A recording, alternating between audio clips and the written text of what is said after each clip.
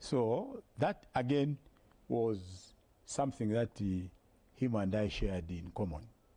And we graduated the same day. The other thing that we seemed to share in common was our sense for public duty, for public service. Because when we left the university in 1981, ECL went on to join the legal aid department. That was his first employer. In other words, the government of the Republic of Zambia. I went on to join Lusaka City Council, the local government service. So we both didn't go into parastatals. It was very attractive at that time to go into Indeco, to go into Zimuco. He went into Zimuco later, but his first employer was the government of the Republic of Zambia, the Department of Legal Aid. I worked for the local government service for 15 years until I decided to exit. So public service was something that we had in common. And so we went our own ways, and much later we met again in PF. When I joined PF in 2006, I found ECL there. He had already joined. He had already attempted an election as Member of Parliament for Chawama. So we continued to build our relationship in politics now. And if you remember, his first appointment was that of Deputy Minister in the office of the Vice President. I was appointed Minister of Justice. He was later promoted to Home Affairs Minister. And he then started acting as President, when Mr. Sata traveled out of the country. So you can see that him and I have this background that we shared. And I think I knew ECL more than many people, today, even in the Patriotic Front. I don't think there is anybody in the Patriotic Front who shares that kind of history and background with the ECL as much as I do. You eventually left the PF. Yes. And there's some who attribute that to frustration within the PF. In fact, in the context of the late president as a member of the PF and yourself, one seemed to get favor over the other. You felt frustrated and you left. Is that no? I didn't. No, I didn't get frustrated. I didn't get frustrated. I joined the PF because of Michael Sata and Guy Scott. In 2006, just before the elections, we had a meeting in my office with some of my colleagues that were members of the ZRP, the Zambia Republican Party, which was headed by B.Y. Mwila. We had a meeting in my office. And at that stage, it had become very clear that we would not continue as members of ZRP. So we met in my office one afternoon to decide where we should go. And some of my colleagues, and Silva Masebo was in that group, decided they would go to the MMD. I decided I'll go to PF. And the reason I gave was there's nobody I knew in the MMD, and I knew Michael Sata in PF, and I knew Guy Scott. So I said, I believe in playing politics with the people that I know, not strangers. So I said, you can go to MMD, I'll go to PF. It was at the time when PF had no prospects of ever winning an election in this country. Never. But I still decided that I was better off, I was comfortable in the company of Guy Scott and Michael Sata. So when Michael Sata died in October of 2014, I didn't see, and Guy Scott was no longer an active member or participant in PF. I didn't see who else I would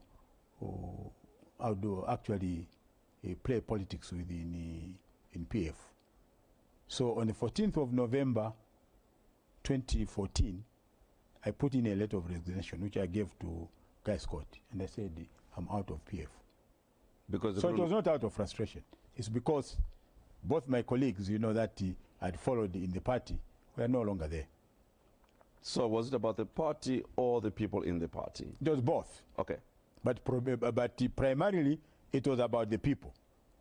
The party on its own is nothing if you don't have people to interact with. So it was about the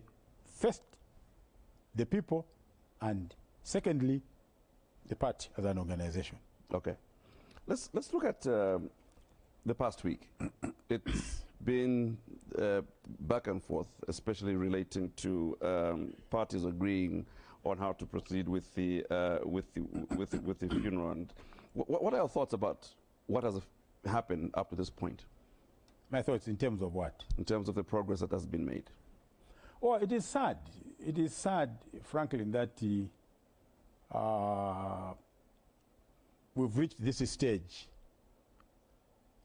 where, when everybody thought that this was a straightforward matter, that the body will come into the country, as quickly as possible, that the period of national mourning, as declared by the president, would be complied with. Nothing has happened. And I'm not part of government, so I don't know what has been going on, apart from what I read in the social media. And what you pick from the social media is that there has been this back and forth, the wishes of the family, the wishes of ECL himself, the departed. And it has been very difficult to knit things together, to figure out exactly what is going on. And that has made it very difficult, to a point where we have dispirited, the grief of the people. So, we have diluted that grief. People have become fatigued, because they don't understand what is going on. What is it that is a problem? Okay? What is the problem? Why isn't the body here? Why aren't we getting on with the burial? And let the nation get over with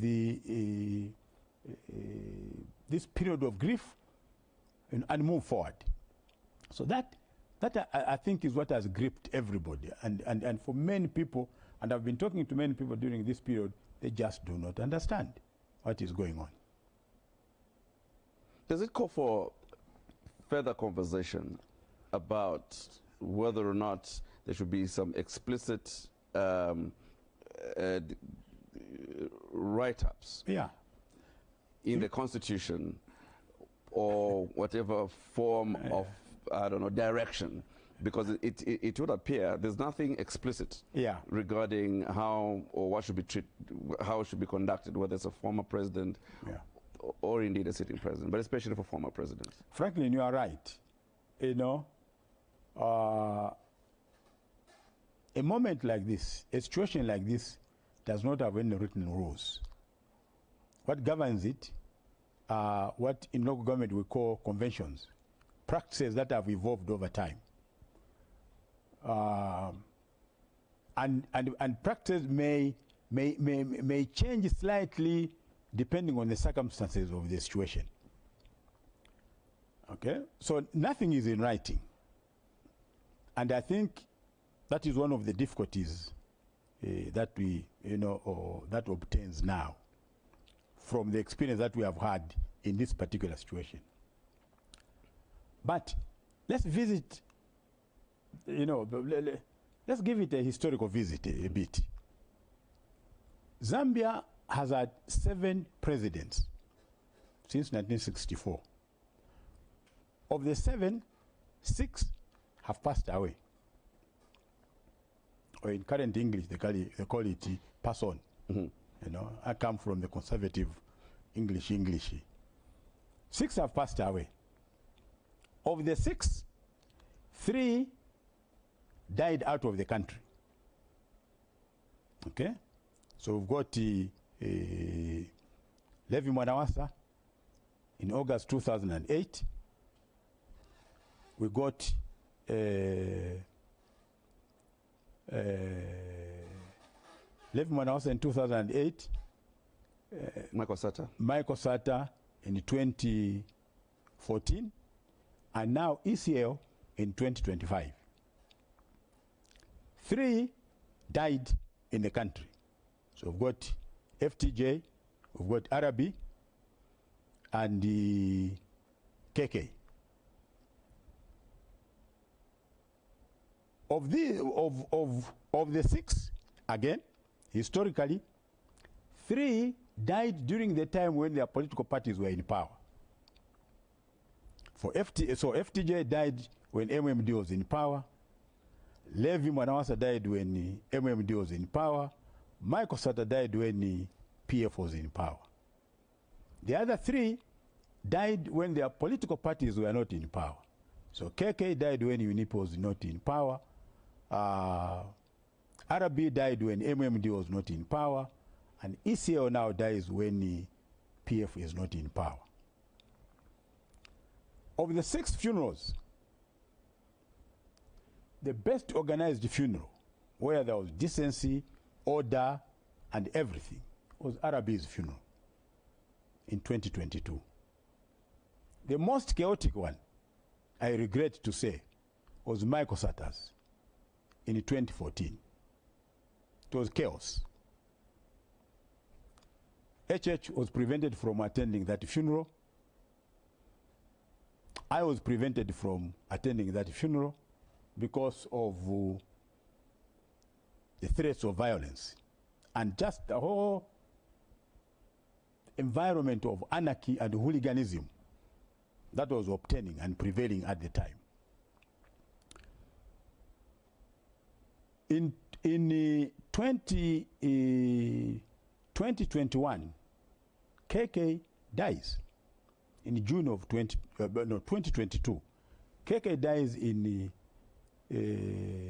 June of 2022. HH was prevented from attending that funeral. He didn't mourn KK. Okay? He only came to preside over KK's memorial in 2022 when now he was in power. So, this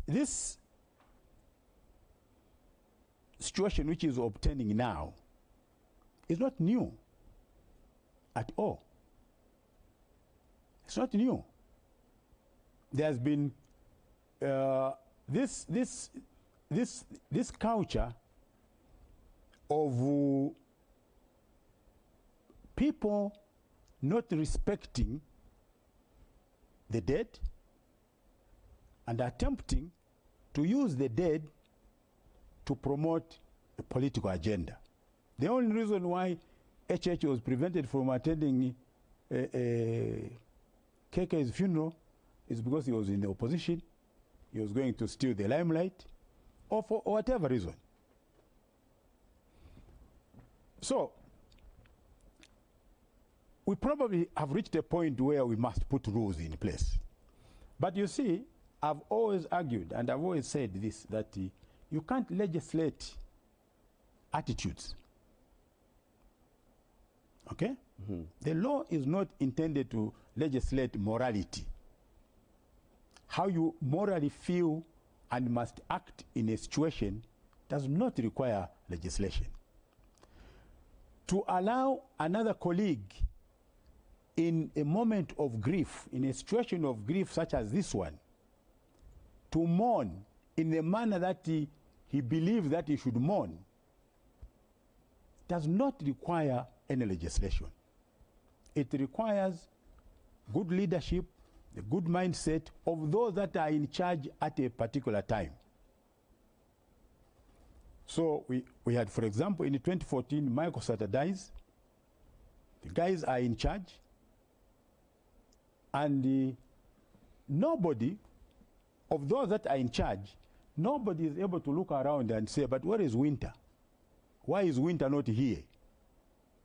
And Wynter was a minister, you know, in our party, and he was the Secretary General of our party. And he was a good colleague of Michael Sata. Why isn't Wynter here? Why is HH not here? He's a member of the opposition political party. Why aren't colleagues in the UPND here? Because we are mourning a president who was a president for everybody, including those that are in the UPND. Those that are in charge do not ask themselves those questions. If they do, they ask themselves wrong questions, or they entertain a wrong environment. So you have all these cadres standing around, you know, and you know, threatening violence, you know, and everybody is very comfortable about that. The only head of state subject to correction that came for Michael Sata's funeral was Robert Mugabe, and he delivered a speech. So we can't argue that we are we are in this situation because there is no law, because there are no written rules. No. We are in this situation because when you have a passing on of a national leader like this, it seems to me that all of us develop different interests. It happens even at family level. Some people come to attend the funeral just to come and see how much did Wynter own, you know, how much can I walk away with from, you know, from this. People start even grabbing car keys, you know, and putting in the pocket and say, me, I'll walk away with this car. Okay? So they don't come primarily to mourn.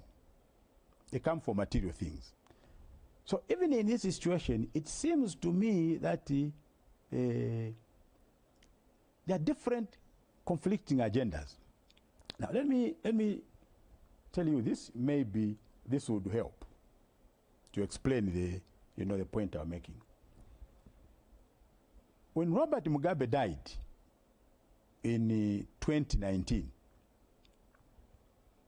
after he had been ousted from power by his own political party, the wife said to ZANU-PF, my husband had left a wish that he must be buried next to his mother in the village. That's what Grace Mugabe said. There was a pulling and pushing between ZANU-PF and Grace Mugabe and some members of the family, because there is an unwritten rule in ZANU-PF that all Liberation War heroes shall be buried at the National Heroes Acre in Harare. There is a designated place for them. And Mugabe had a plot reserved. I remember when I went to attend the ZANU-PF Congress in 2013 on behalf of Mr. Sata, I remember Mugabe, standing up in that, in that conference hall and saying, I went for a photo exhibition before I came here, and I realized all my colleagues that were with me in the Chimurenga, in the revolution, are gone.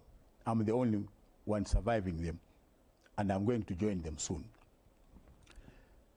So because of that pushing and pulling, ZANU-PF decided to back off. So Mugabe or his wife had a wish. They went and buried him in the village. 2 years later, there was a court order that President Mugabe be exhumed and he must be reburied at the Heroes Acre. And they had to comply with the court order. As we speak today, President Mugabe is buried at the National Heroes Acre in Harare. First incident or situation. The second one is this. When President Eduardo dos Santos of Angola died in 2022,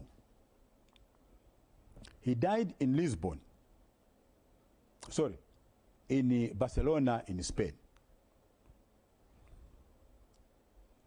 The family, led by his daughter Isabel, insisted that President Dos Santos be buried either in Spain or in Portugal. And one of the reasons for that was Isabel had an Interpol warrant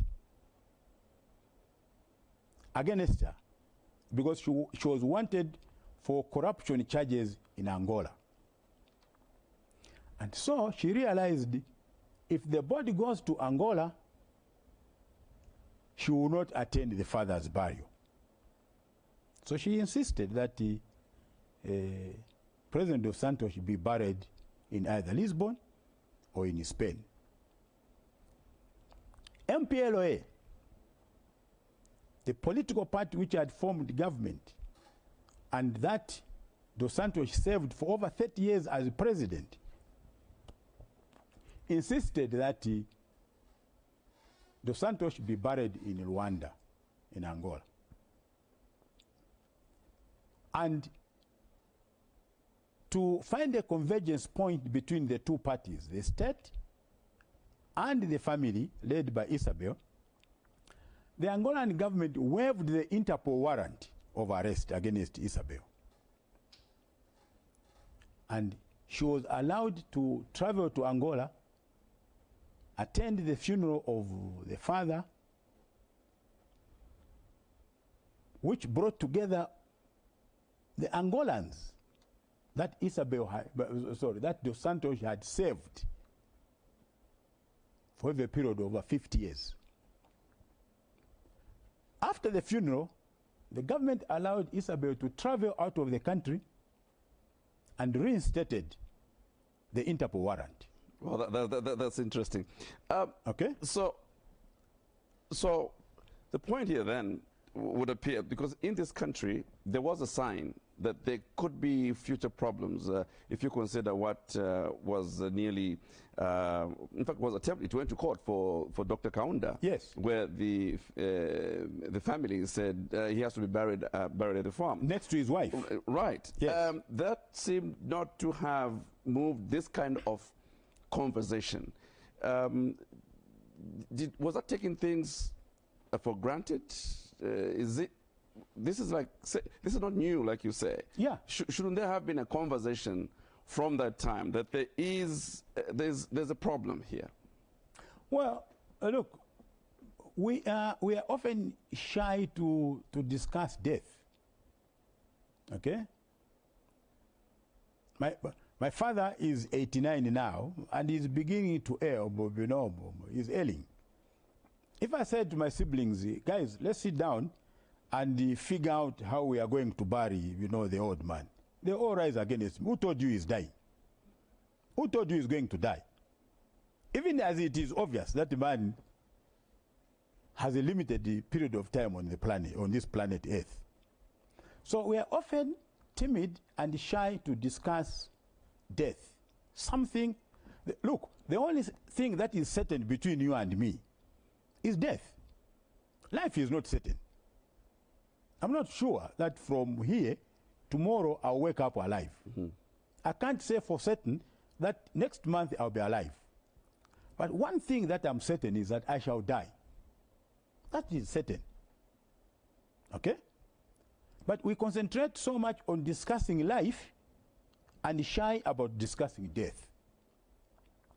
So, answering your question, after Dr. Kaunda's situation, nobody wanted to raise the issue again.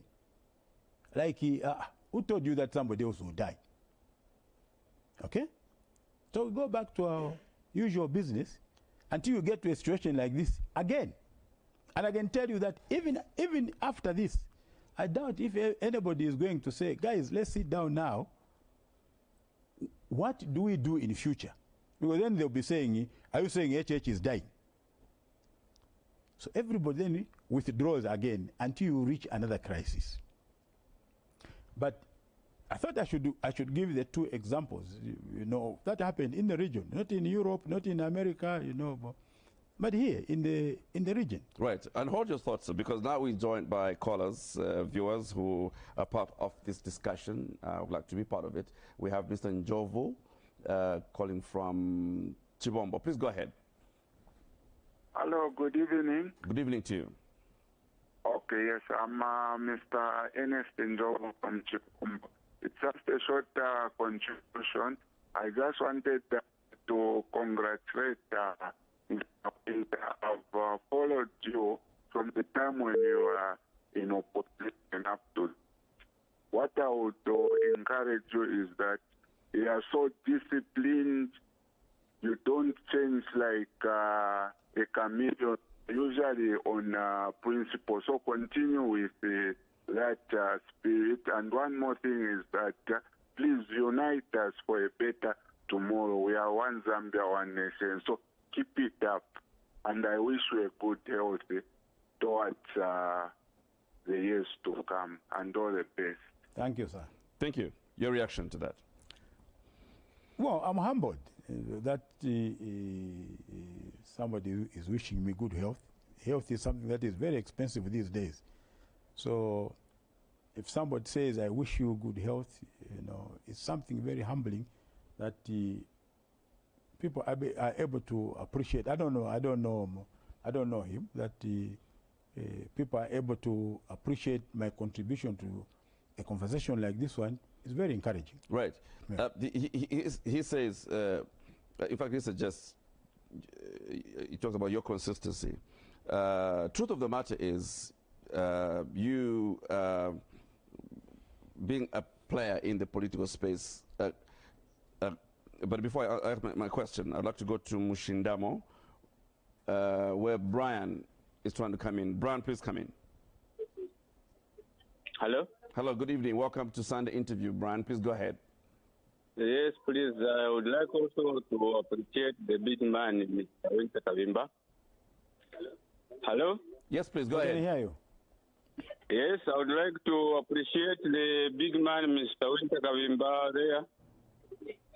I think he has told us the history, that is what has happened to our president, past president, from our country and the other countries.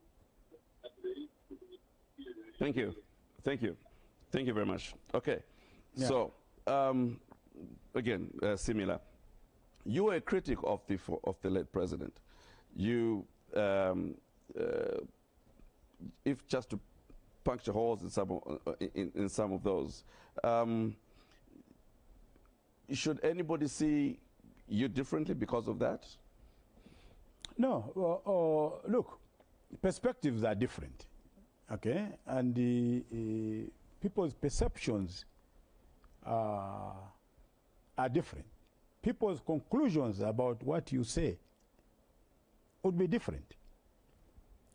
The truth of the matter is this.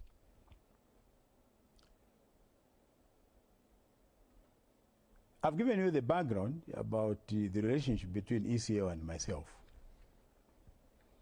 What I can tell you is that I didn't criticize him. I thought that I was telling him what I thought he would do right. Okay?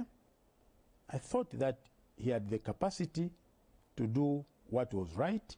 He had the moral code to do what I thought was right in the interest of the country and in his own interest. Okay? Now let me tell you this, and I want to say this, people may not know this, that I had a relationship with ECL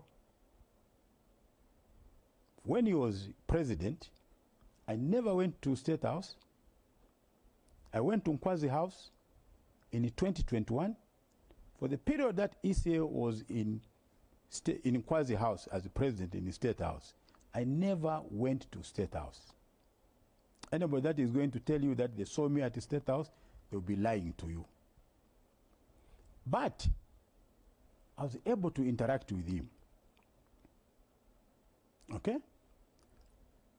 When he had problems sometimes, even with his own family members, if he sent them to me, he referred them to me for counsel. Okay? When he was embroiled in that saga, if you remember, about the plot in Swaziland, I called him. I told him, Mwana, give up this plot. Why are you allowing your name to be dragged in the mud for a Kama plot in Swaziland? Give it up. You can get a plot here. You probably have plots here in Zambia. Stop this. You know what he said? Namvera Mwana. And that thing died down. Okay? But he also knew my character and my values. That where he is wrong, I'll tell him, this, you are wrong. I didn't agree with him for promoting hooliganism in PF, for putting PF on the autopilot where thuggery was beginning to reign. And even when I met him in April of 2021, just before elections at Nkwazi House, there were two of us. I told him, one of the things that may bring you down is the indiscipline that you have allowed to thrive in PF. I told him. So, frankly, what I say in public, you must know that I've said it in private, even to the person that is involved. That's my way of dealing with people in life. I will not say anything about you publicly or to anybody else unless I've said it to you. So if that's what you mean by having been a critic, then yes, I was. But I thought that I was a good critic to a friend. Right. One of the statements you've made in your various conversations is that as Zambians, there's a lot of fear for the truth, for stating it as it is. As it is. Yes. What's your interpretation of the current happenings regarding this funeral? Well, look, what is clearly at stake, in my view, with what I've seen in the last is this. One, there's politics at play. Very clear. I can amplify on that later. Two, there is, I think, a misrepresentation of ECL's character. What he believed in and what he was. I don't believe myself that ECL would have said that if he died today, he doesn't want HH anywhere near his funeral. I can't believe that. I don't think that would be true. I don't think that it reflects ECL's character. I had many meetings with ECL after he lost power to HH. A number of meetings at his house. He complained about HH. He complained that his family was being persecuted. He whined about the way his family was being handled and himself. But I can tell you frankly, and I can swear to the living Lord, that reading ECL's body language and even listening to him, I didn't see the hate in his language, in his face against HH that is being depicted today when he is no more. So for anybody to say that they are doing what they are doing, whether as family or as family representatives or as PF, because that would be the wish of ECL, I refuse. That it cannot be true. It can't be true. There must be something else that people are not able to say. And they are not able to say it because they know it is wrong. Well, let me bring in another caller. This is Sunday Interview. We have Anusa from Mporokoso. Anusa, please go ahead. Yes, good evening, Mr. President. Good evening, thank you. Thank you so much. We are glad that maybe such a thing has happened at this time, so that maybe as a country we learn something going forward. I think, like you said earlier on, we never saw such a thing happening, but today we are undergoing through this, so that maybe we have a starting point of maybe preparing maybe other things to come in future. Well, it's really unfortunate. The world is watching. Everyone is watching to see how this thing is being handled. And basically, I think you being leaders, being elders, of maybe who have had experience in governance issues, I'm sure this is the time now you need to rise to the occasion together with the church to make sure that maybe some of these issues don't grow out of proportion and we learn something from the experience. I think that's the call that maybe we should, a person I can give to say maybe leaders, political leaders, church leaders, non-organization leaders, and everyone come on board so that maybe some sort of preparation are done so that in the near future we might not be on the spotlight being quoted in different media as Zambia experiencing such a thing. Maybe that's my contribution. Thank you so much. Thank you very much. Thanks for coming through. Your comment. I think the issue, Franklin, of unity, of focusing into the future and correcting, where we tumble, is very important. And as Zambians, we must always continue to come together in the spirit of constructing a better society for tomorrow. Because all of us are shareholders in this country. And all of us at one point or another shall leave this country to future generations. So we owe it not only to ourselves, but to those that we are going to bequeath this country to, those that we are going to bequeath the future to, that they find a better place. They find a better atmosphere within which to thrive economically and prosper than what we live in today. So I think it is important for Zambians, but to do that, we must cultivate the correct values, whether in church or outside church. Look, I've said this before, and I hear people like my brother here saying, we need the church, yes, we all need the church. But people are not good because they go to church. No. And people are not bad because they don't go to church. No. People are good because they have decided, I shall be good. I shall treat the other human beings as human beings. I shall respect human beings as human beings, not because they go to church. And people are bad because they've just decided they'll be bad. So to think that all solutions are found in the church is not right. There are many people that I know that go to church that are bad people, even in my own family. They are bad people, bad-hearted, but they don't miss church, whether on Saturday or on Sunday. They don't miss church. So I have this philosophy, that to be good, I don't need to be in church. In fact, I tell my wife, I go to church to thank God for what he has done to me, not to take problems to him. I think he has too many problems. I go to church on Sunday to go and thank God that I'm still alive, that my family is still alive, that my friends are still alive. God bless them. I don't go there to complain about my wife or my brother. That's not what I think my relationship with God should be.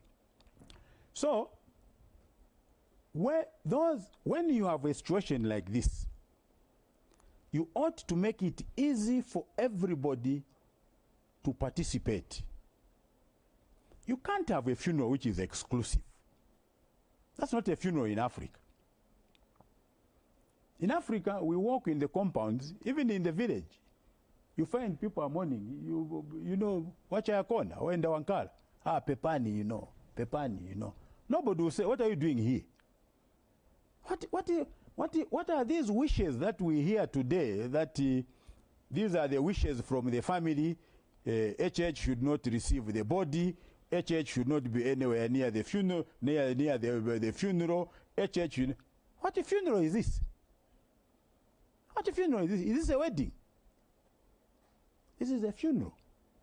All of us are entitled to grieve, to attend, you know, the last part of ECL's journey. Whatever we thought about him, however we thought about him.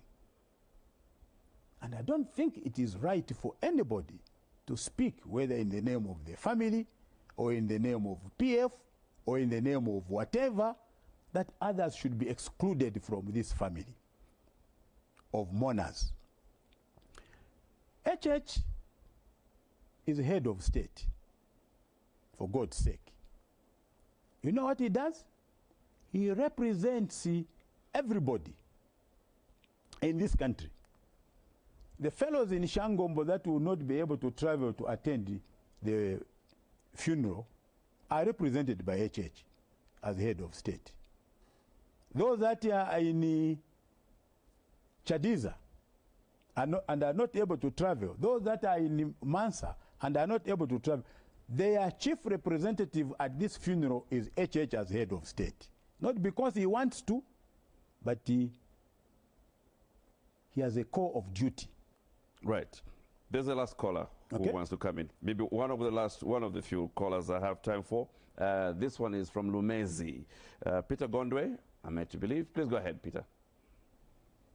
Thank you very much, Franklin, and please, my appreciation to Wynter after a long time.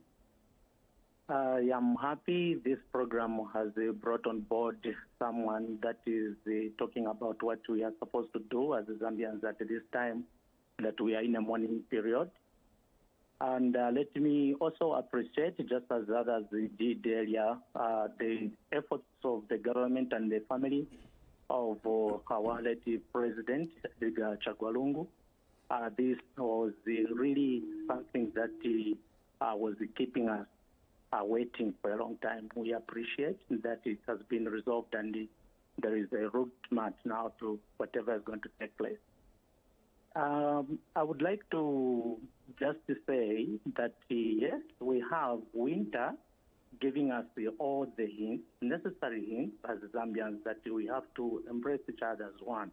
But looking at the current situation, let me go back to the last interview that our Foreign Affairs Minister Haimbe had with one of the media stations, where he said, I am not going to make any comment as regards what we are supposed to do and what we are not supposed to do, other than let us have our concentration on mourning, and after burial, that's when we are going to bring on board the issues. Now, from this interview, my observation, so far what I've heard from Mr. Wynter Kabimba is that he's trying to tell people that there is some mishandling of issues somewhere, which is not good.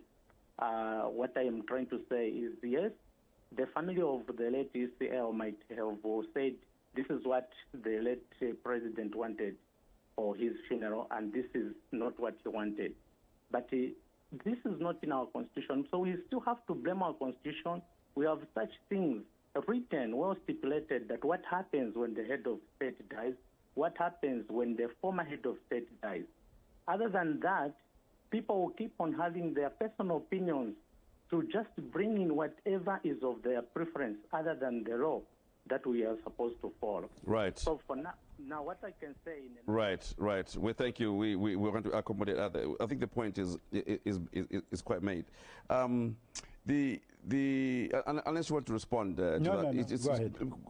Quite straightforward, and we thank the caller. Yeah. When President Jimmy Carter died, one of the standout images was to see the incumbent president of the United States sitting and chatting with former President Barack Obama.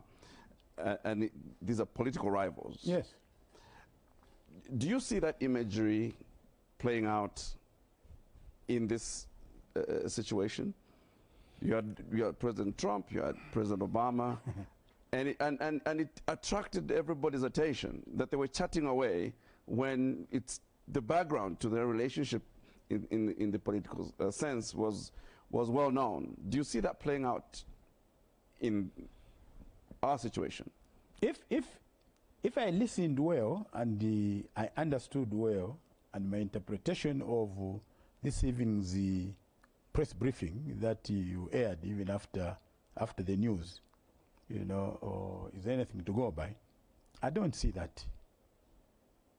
Because in that press briefing, according to the program, HH is not supposed to be at the airport on Wednesday when the body is landing. The people that will be there are family members, but there will be military honors at the airport, but to the exclusion of the commander-in-chief of those army officers that will be doing the honors. The other thing that I picked from the interview, unless somebody can correct me, is that the people to speak at whatever gathering shall be decided upon between the state, between the government and the family. Okay? Now, it sounds like that is still a subject of discussion. So, Secretary to the Cabinet will go to the family and say, this is the list of the people that are to speak, and the family would say, no, we don't want this one, okay, unless it is this one, and that kind of thing. That's what I meant by saying this is a funeral which we are trying to administer, to manage by excluding others even when they should be included. And I honestly, personally think that is not the way to go about mourning somebody at the level of the head of state. And I don't think that you need any rules, whether in the Constitution or any subsidiary legislation, to see that that is not the correct way of doing it. So, what then are you trying to achieve? There will be heads of state that will come, and there is a church service on Sunday at the Mulungushi International Conference Center. What is the problem with telling us that the president to be there is the one, you know, because these are colleagues. And these are people that are not coming because of ECL alone. They are coming to mourn with the Zambian people. That's why they are coming. And I do not think myself, I don't know the list, but I don't think myself that there is any head of state in this region and beyond that ECL knew before he became president. So he knew them when he got the mandate of the Zambian people to lead this country, and he was able to interact with them. Some of them he forged the personal friendship, some of them they left the friendship as the president level. So they are traveling. One, because they have lost a colleague. Two, because they have to commiserate with another colleague that they are working with now. Three, because we are Africans and Zambia is in mourning. The Zambian people are in mourning. So if this is the correct perspective, you can't, frankly, start segmenting who should be there and who should not be there, and put compartments, you know, as who should be in this group and who should be at this gathering. I appeal and plead with ECL's family to change this spirit in these coming few days and make this funeral a national funeral. The way they're trying to do it is not national. They may have their own views of, about it, but what I find disappointing is when you say these are the wishes of John McCain. I don't know if you remember Senator John McCain in the United States. Oh, I'll come back to John McCain. Okay. Because we've got Trofina from Kabwe. Trofina, go ahead. Yes, good evening. Good evening to you, Trofina. Yeah, I want to appreciate Mr. Kabimba, the way he's coming out in the articulating issues concerning the funeral.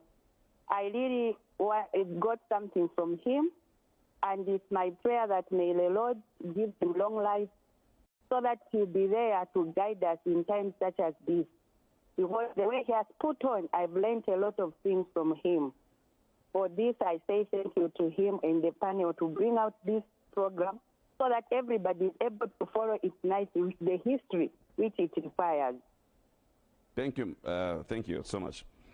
Right, another compliment. But you're on Senator McCain. I was on Senator McCain. I said I'm dealing with this issue of wishes. Right. Okay. John McCain is rival, not even rival, enemy in the U.S. politics of Donald Trump. And if you remember when he was dying, towards the end of his life, he made a wish and said he didn't want Donald Trump to attend his funeral when he dies. John McCain died, Donald Trump didn't attend that funeral. Because McCain said it publicly. It's different from Jimmy Carter, the funeral that you alluded to. So, I want to go back to this point, of appeal. One of the meetings that I had with the ECL, Wynter was seated there. There were three of us, ECL, Wynter, and myself. Okay? And I'm saying this so that people don't think that I'm a stranger to ECL's character and the integrity.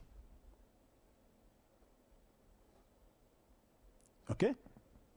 So, I am a witness to that guy's character. And I don't think that what is being said today could come from him. What if you were wrong in your thoughts? It is possible. It is possible. I've always said this, frankly, that I always have an opinion, but I don't think that my view is always the best. Okay? So I take time sometimes to talk to myself.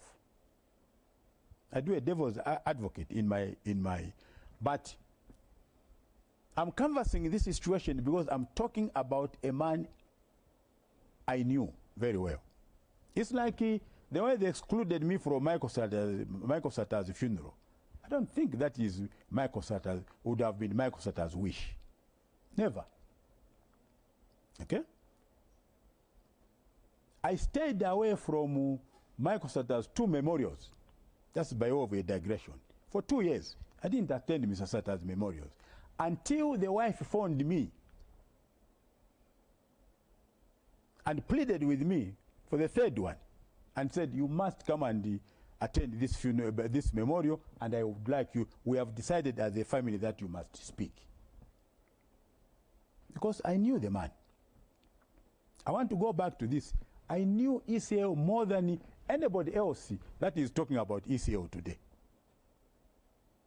More than anybody else. And I want somebody to challenge me there. There will be nobody who can challenge me. So my plea is this. Let's give the man a dignified burial and send off until we meet him again. Is that a very difficult thing to do? No. Those that want to use this funeral as a launchpad for their political careers. If you think your launchpad must be a dead person, then it means you have nothing to say to the Zambian people. Ulibenkani yo kamba. So you just want to stoke the emotions of Zambians about the ECL's death. If you're a proper politician, allow us to bury ECL. Let's go and meet in the field, and you tell the Zambian people what you are and what you can do. And we also shall tell the Zambian people who you are and what you are.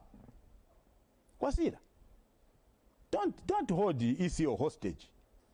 No. So there's politics here at play. Don't forget that there is a vacancy now for the presidency in the PF, which ECL held. So people are jumping about to position themselves. And the easiest way of doing it is to stoke people's emotions now. Well, we don't know that for a fact. I'm interpreting it as a politician. Okay, understood. Yes. Let's bring in another caller. Chenda. Chenda, you're calling in from Lusaka. Chenda, please go ahead. Yes, please. Good evening, Presenter. Evening to you. Good evening, thank you. Good evening, President Wynter Kabimba. Good evening, sir. Thank you. Yes, please. I appreciate your contribution and how you are trying to articulate the issues. And I feel this is timely, and at the same time, how I wish this council was brought in, because I can think that somehow, somewhere, there was something which was looming, though it couldn't just come out. Now that we have a funeral, we have lost a life, this is now, people's reactions have come out. So, as someone trying to put it, how I would appreciate if maybe after this morning, we might come together and start to engage each and everyone so that we try to settle down such differences so that we come back to the real one Zambia, one nation. I'm glad that we still have people, elderly, who are there to guide we young ones, because in most cases, it is we young ones who are trying to maybe blow things the way they are not supposed to be. I appreciate your counsel. Thank you very much, sir. Thank you so much. Thank you for coming. During at funerals, and you made reference to this, the emotions fly around. Yes. There are many reasons for those emotions to as they happen. And that's where people will say, don't really pay attention to someone's emotion when they are grieved. They are in anger, or they are a sense of loss, and so on. Having said that, what message then goes out to manage emotions that may prevail because of perhaps what has been read, what has been said, and so on? How do you address this? Because it's not a simple matter. There are people that feel that they have to express